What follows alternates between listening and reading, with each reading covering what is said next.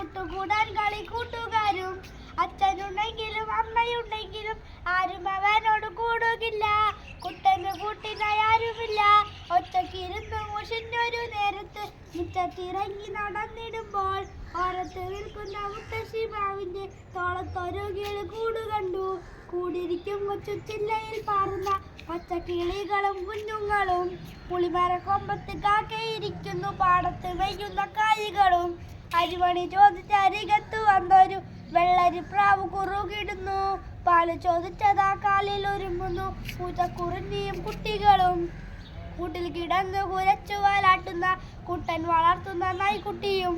പച്ചക്കിളിയുണ്ട് പ്രാവുണ്ട് കൂട്ടിന്.